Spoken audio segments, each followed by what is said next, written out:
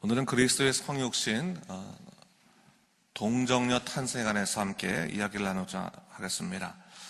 어제 우리는 그리스도의 성육신에 관해서 개관적인 이야기를 함께 나눴습니다. 예수님의 성육신의 세 가지 목적에 관해서 말씀드렸는데, 첫 번째로는 성육신은 하나님의 계획하신 영원한 속죄의 역사를 이루는 것이고, 둘째, 구약 성경에 예언된 말씀을 이루는 것이고, 세 번째로 하나님께서 그 자녀들과 영원토록 함께 하시는 복음의 은혜를 누리게 하시는 것이다. 그렇게 말씀드렸습니다. 여러분, 이것은요, 예수 그리스도를 믿는 모든 자들에게 주시는 축복의 말씀이고 축복의 삶입니다. 예수님께서요, 당신을 주님으로 영접하는 자들에게 십자가의 속량으로 대속의 은혜를 허락하여 주십니다. 구속해 주시는 겁니다. 예수님께서요, 당신을 주님으로 영접하는 자들에게 하나님 말씀이 반드시 그 삶에 이루어질 것이라고 하는 것을 확신시켜 주시는 것입니다. 말씀이 우리 안에 육신이 되시는 것, 우리 안에 삶이 되시는 것, 그것을 허락해 주신다라고 하는 것입니다. 또한 예수님께서는요, 당신을 주님으로 영접하는 자들에게 어떠한 상황 속에서도 내가 너와 함께 하겠다고 하는 약속을 주시는 겁니다. 우리가 힘들더라도 임마누엘 하나님이 함께 하신다라고 하는 믿음이 있으면 흔들리지 않잖아요. 그 믿음을 우리에게 주신다고 하는 것입니다. 그런 의미에서 본다면 성육신에 관한 교리는 그냥 단순한 신학적 교훈에서 머무는 것이 아니라 실제적으로 우리 삶 가운데 경험될 수 있는 말씀이다라고 하는 것을 우리가 이해할 필요가 있겠습니다. 그러므로 여러분, 성육신에 관한 말씀들을 잘 묵상하는 게 중요한 거예요. 여러분, 우리 성경 읽을 때 금방 우리 삶에 적용되는 말씀만 우리가 묵상하지 말고 예수님에 관한 말씀, 예수님에 관한 말씀, 예수님이 하신 일도 우리가 묵상하고 그분이 우리를 위해서 하신 말씀도 묵상해야 되지만 예수님에 관한 말씀들을 우리가 많이 묵상해야 되는 겁니다. 그것을 통해서 우리가 하나님과의 우리와의 관계, 특별히 복음이신 예수 그리스도가 누구신지를 분명히 우리가 깨닫게 되는 것입니다. 자, 우리가 성육신 두 번째 시간을 맡고 있는데요, 성육신은 말 그대로 예수님께서 육신이 되시어 이 땅에 실제적으로 임하신 것을 말하는 것입니다. 예수님이 육체가 되셨다고 하는 사실은 예수님의 십자가 사건이 우리들이 보고 듣고 만지고 경험할 수 있는 현실적인 역사다라고 하는 것을 선포하고 있는 겁니다. 사도 요한이 요한일서 1장 1절에서부터 2절 말씀에서 그가 이렇게 얘기하고 있습니다. 태초부터 있는 생명의 말씀에 관하여는 우리가 들은 바요, 눈으로 본 바요, 자세히 보고 우리 손으로 만진 바라. 이 생명이 나타나신 바 된지라. 이 영원한 생명을 우리가 보았고 증언하여 너에게 전하노니 이는 아버지와 함께 계시다가 우리에게 나타나신 바 되니라 했어요. 태초부터 말씀으로 계셨던 예수님께서 우리들을 구원하시기 위하여 친히 눈으로 볼 수 있고 손으로 만질 수 있는 생명이 되셨다라고 하는 겁니다. 그게 이 땅에 임하셨습니다. 원래 예수님께서는 성부이신 하나님과 함께 계셨는데 하나님이 계획하신 그 때가 되어서 이 땅에 성육신하여 내려오신 것입니다. 예수님께서요, 육신으로 오셨다고 하는 사실은요, 누구도 부인치 못할 믿음의 증거를 제시해 줍니다. 근데 여러분, 한번 생각해 보세요. 이 땅에 하나님을 대적하는 악한 영의 세력은 무엇을 하겠나? 하나님께서 육신으로 이 땅에 오셨다는 사실을 믿지 못하도록 영적으로 우리를 어둡게 만드는 겁니다. 끊임없이 우리를 영적으로 공격하는 겁니다. 예수님께서요, 육체로 오셨다는 사실은 역사적으로 분명해요. 그럼에도 불구하고요, 그것을 결코 믿는 것이 쉬운 일이 아닙니다. 수많은 사람들이요, 신앙생활 하겠다고 교회로 와요. 교회로 왔는데 막상 첫 번째 교리인 성육신 교리를 넘지 못하는 경우들이 있어요. 도무지 나 잊지 못하겠다는. 어떻게 하나님께서 인간으로 오시냐? 예수님은 인간일 뿐이지라고 생각하는 사람들이 적지 않아요. 특히 성육신의 핵심인 처녀의 몸에서 성령으로 예수님께서 잉태하셨다고 하는 동정녀 탄생에 관한 그런 진리는 여러분, 사람이 결심으로 믿는다고 해서 믿어지는 게 아닙니다. 여러분, 이것은요, 정말 성령님이 우리 안에 계실 때 믿음으로 고백되어지는 겁니다.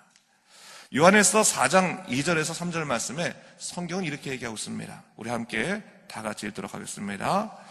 이로써 너희가 하나님의 영을 알지니 곧 예수 그리스도께서 육체로 오신 것을 시인하는 영마다 하나님께 속한 것이요 예수를 시인하지 않는 영마다 하나님께 속한 것이 아니니 이것이 적 그리스도의 영이니라 했어요.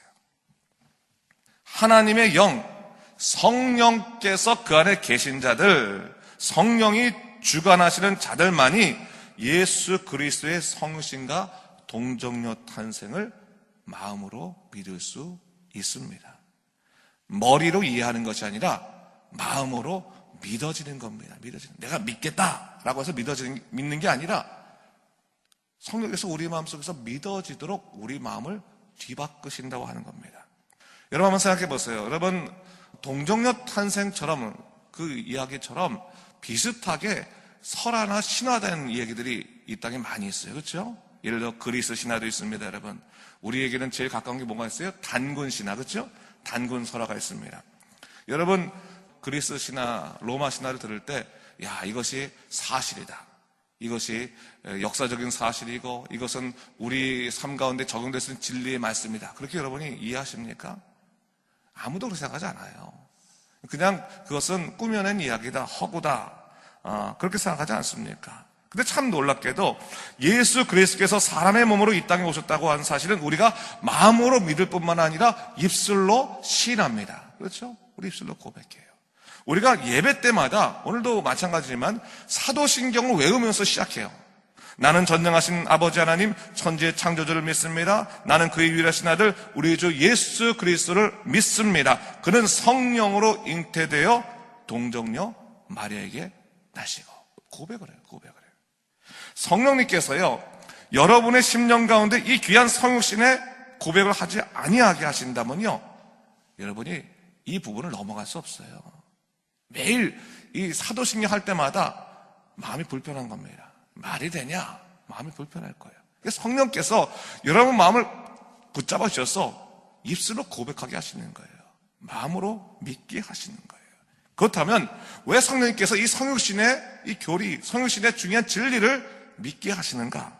예수님께서요 동정녀 탄생하셔서 성육신 한 것을 믿지 않으면요 십자가 죽음을 통한 대속의 교리가 헛것이 됩니다. 그러면 또 뭐예요? 부활이 가짜, 헛것이 되는 겁니다. 성령님께서요 대속의 교리, 이 대속의 은혜를 우리 안에 확고하게 하시기 위해서 우선적으로 예수 그리스도께서 이 땅에 육체로 오셨다고 하는 것을 먼저 믿게 하시고 신하게 하시는 거예요. 이를 통해서 예수님이 이루신 십자가 사건과 부활의 역사 자체를 우리한테 온전히 신앙의 고백으로 할 수 있도록 우리 마음을 이끌어 주신다고 하는 것을 잊지 말아야 됩니다.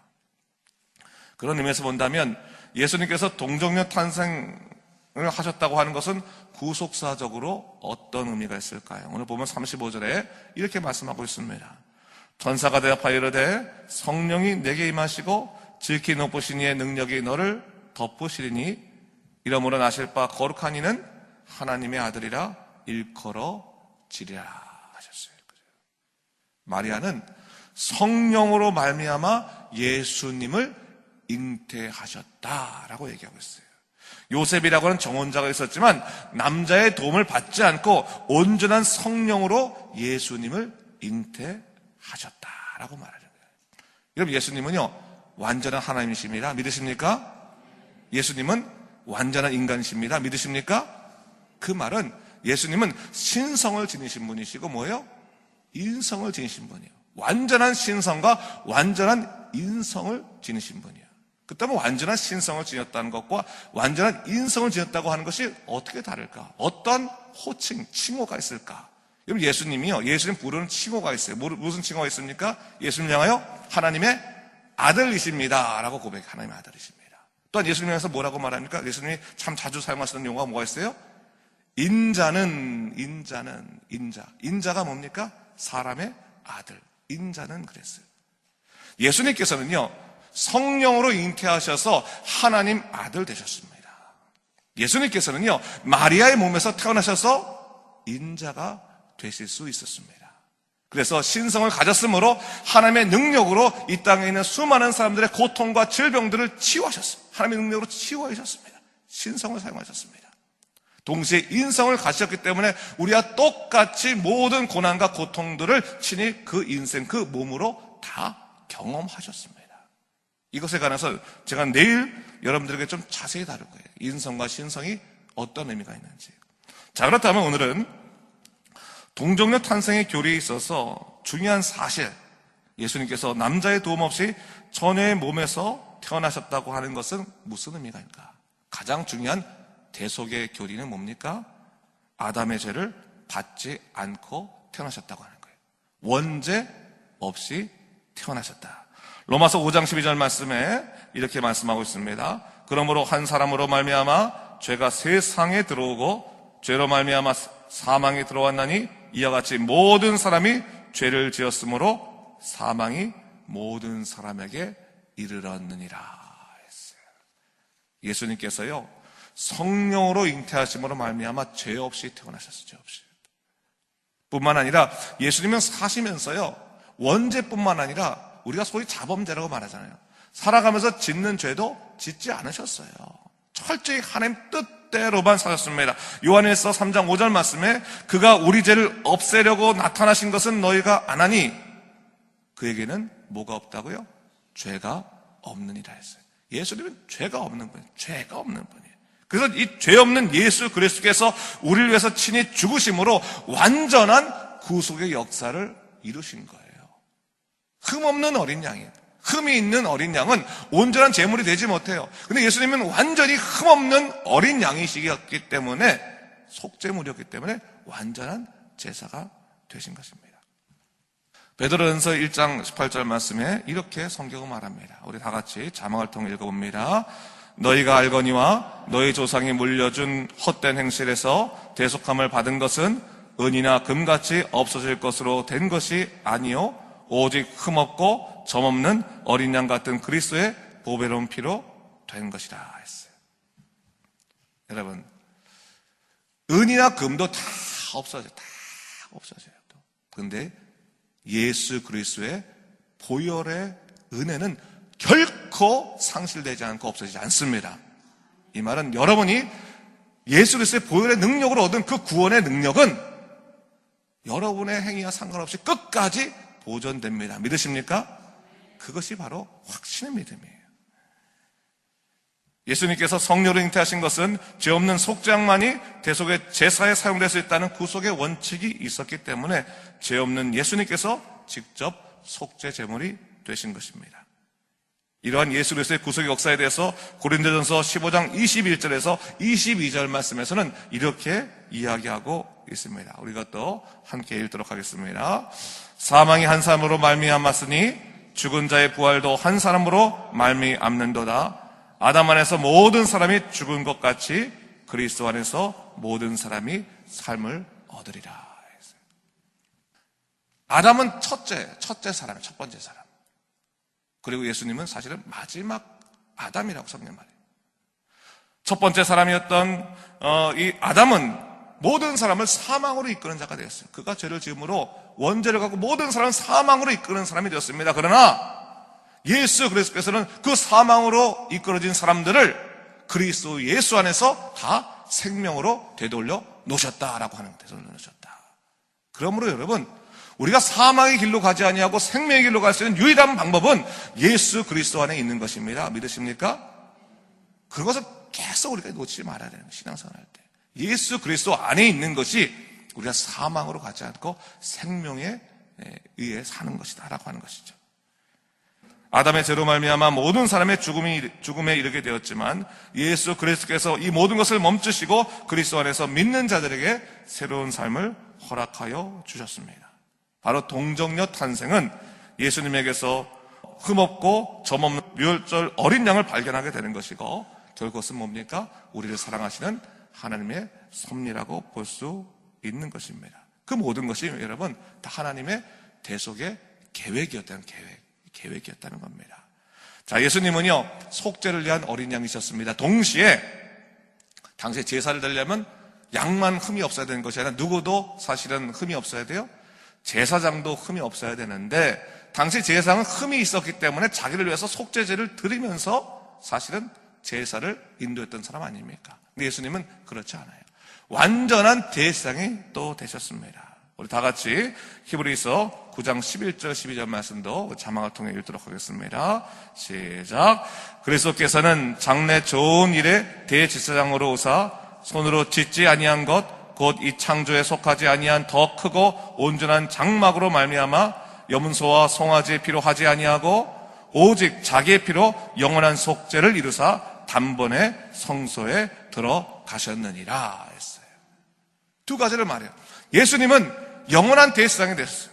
완전한 대제사장이 됐습니다. 또한 예수님은 자기 피로 단번에 속죄를 이루셨다라고 하는 것을 분명히 선포해내고 있어요.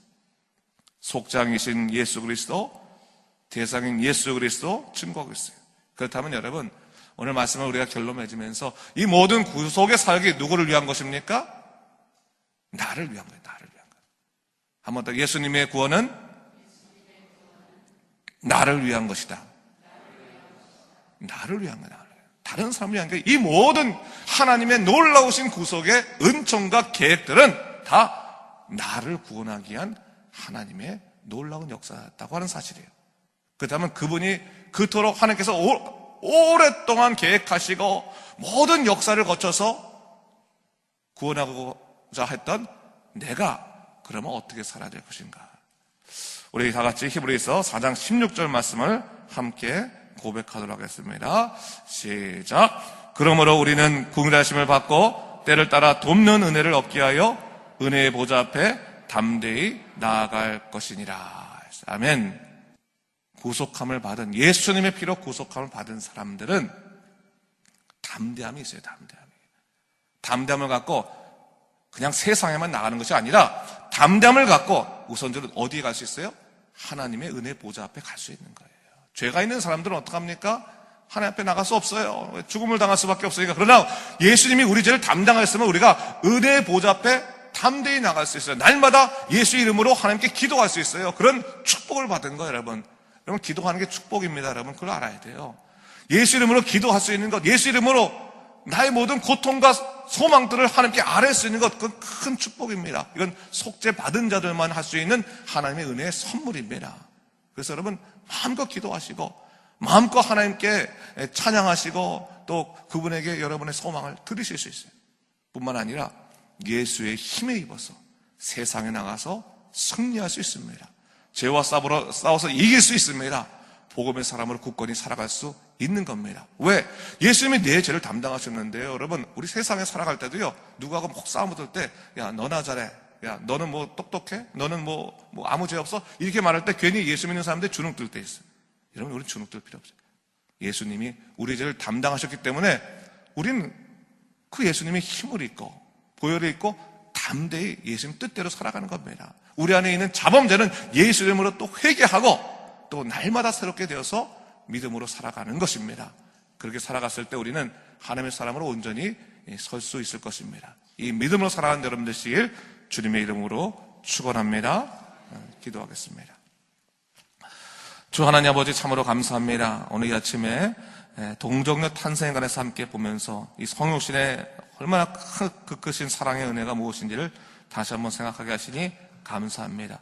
주 하나님 아버지, 하나님의 능력을 바라보게 하시고 매 순간 나를 구원하신 예수 그리스도의 대속의 은총들을 붙잡고 살아갈수록 주여 우리를 이끌어 주시옵소서. 오늘도 예수님의 능력에 힘입어서 긍휼하심의 힘을 입어서 나아가 세상을 이길 수 있는 믿음의 사람으로 굳건히 서도록 인도하여 주시옵소서. 감사드리며 예수님 이름으로 기도드립니다. 아멘.